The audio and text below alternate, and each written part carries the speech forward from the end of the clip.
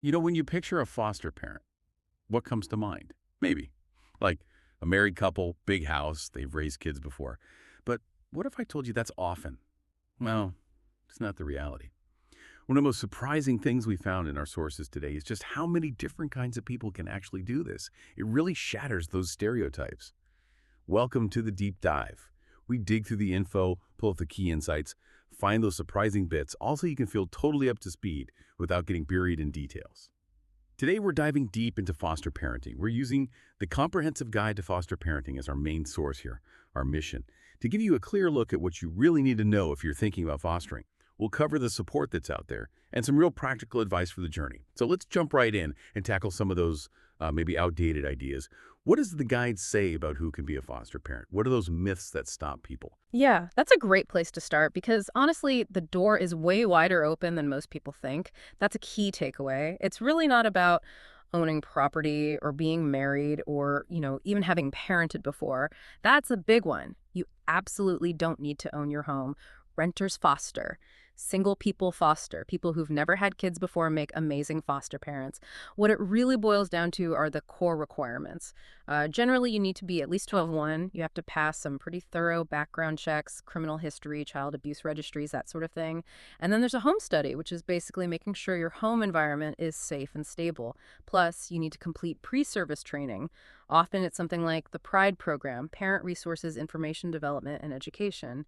It's designed to get you ready. Wow, okay, so it's much less about a specific lifestyle and more about stability and willingness. Exactly. Compassion, stability, willingness to learn. That's the core.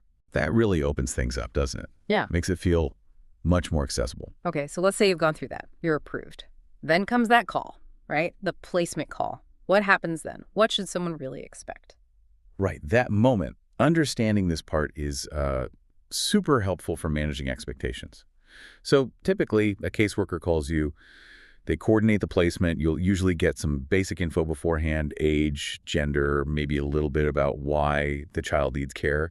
Sometimes you might even need to meet the child briefly before they move in, but honestly, that varies a lot. Depends on the agency, the urgency. But here's the really critical piece from the sources. The questions you need to ask before you say yes. Okay. So you have some agency here. What kind of questions are we talking about? Essential ones. You need to ask about the child's trauma history.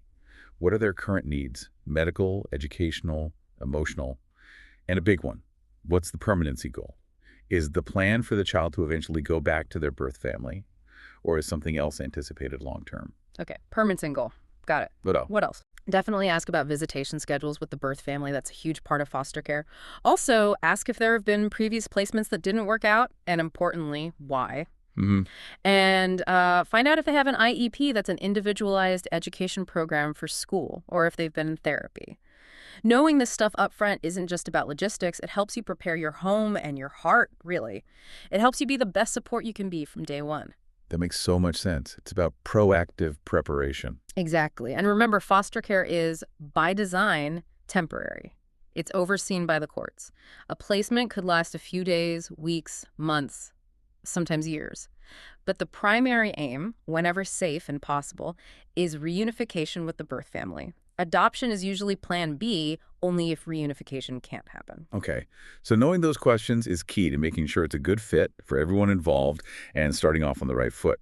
Now, you mentioned preparation, but let's talk practicalities. A lot of people probably worry about the cost, right, the day-to-day expense. What does the support actually look like? Is there a real safety net? That's a really common and understandable concern.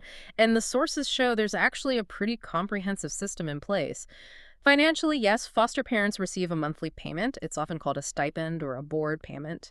This is meant to cover the child's basic needs, food, clothes, their share of housing costs, transport, things like that. And does that amount vary? It does, yeah. It varies quite a bit by state and often by the child's age and level of need.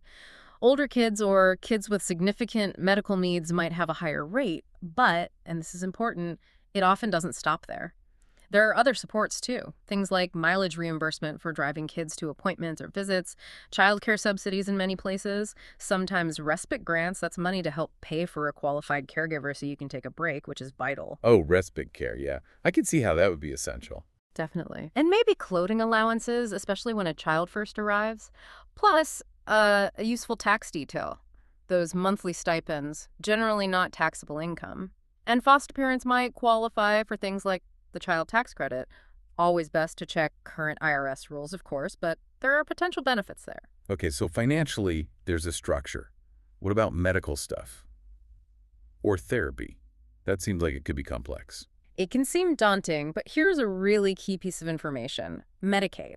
For kids in foster care, Medicaid generally covers all their necessary medical, dental, vision, and mental health care. That's huge. Wow, okay, fully covered. Typically, yes. The agency usually helps you navigate that, helps get therapy set up if needed, counseling for the child, and sometimes support services are available for the foster parents too. And just to add, for those specialized or therapeutic foster care placements, the reimbursement rates are often higher because they reflect the extra care and support needed. That's good to know. It sounds like the system anticipates those needs. It tries to. And beyond money and medical, there's parenting support. Training is a big part.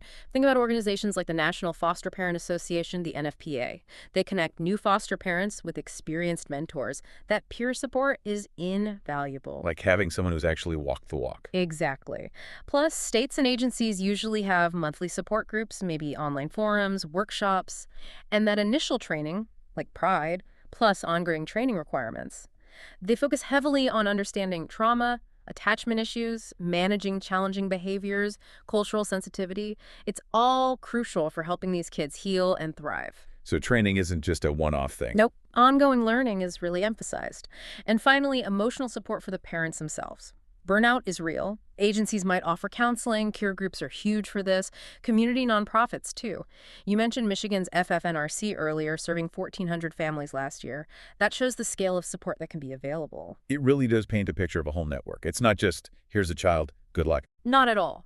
The goal is to equip and support you throughout the process. You're definitely not alone. Okay, that's reassuring.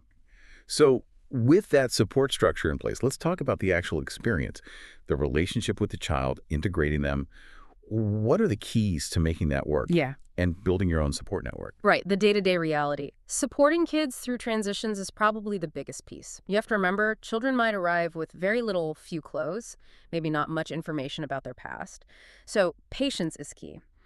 Build the relationship slowly, let them set the pace. Agencies sometimes offer small, initial placement stipends to help get immediate necessities, clothes and toiletries. Okay.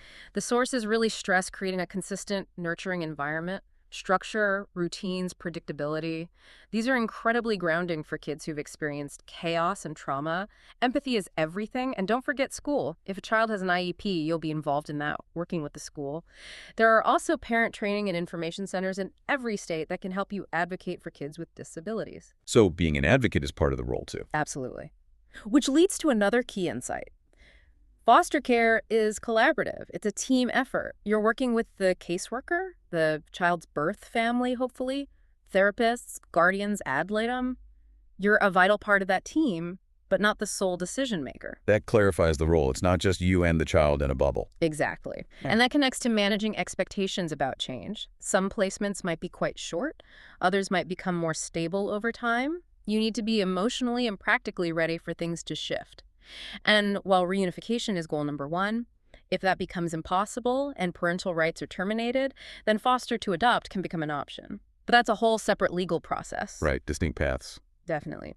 And keep learning. The sources really push ongoing training. Maybe you need more on supporting teenagers or understanding cultural humility or specific trauma therapies or special education law. Keep building your skills. And building your network. Yes. Connect with other foster parents. Online forums, your local NFPA chapter, agency support groups, even private Facebook groups or Slack channels. Share wisdom, vent frustrations, celebrate successes. It's your lifeline sometimes. Oh, and a quick note for kinship caregivers, relatives, or family friends stepping up to foster back. They should definitely check if they qualify for the same license, stipends, and supports.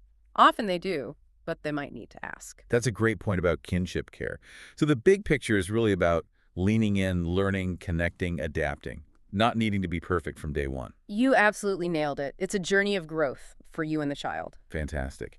Before we wrap up, could you quickly recap some of those key resources for listeners who might want to learn more? Sure thing. A great national starting point is the Child Welfare Information Gateway. Lots of info there. The National Foster Parent Association, NFPA, is crucial for support and training. Their helpline, good to have, is 800-557-5238. Okay, 800-557-5238. Yep. Then there's Adopt Use Kids. They have state-by-state info on licensing and agencies. And of course, your local contact, your county or city's Department of Child Welfare or Social Services. That's where you'd likely start the actual process. And don't forget local nonprofits, things like foster closets for clothes and supplies, like that FFNRC example in Michigan. Look around your own community. Excellent. That gives people some concrete next steps if they're feeling inspired or just curious. So listening to all this, it's clear foster parenting is, well, intense. It's challenging, no doubt, but also potentially one of the most profound ways to make a difference in a child's life. And the big message seems to be, you don't need all the answers starting out.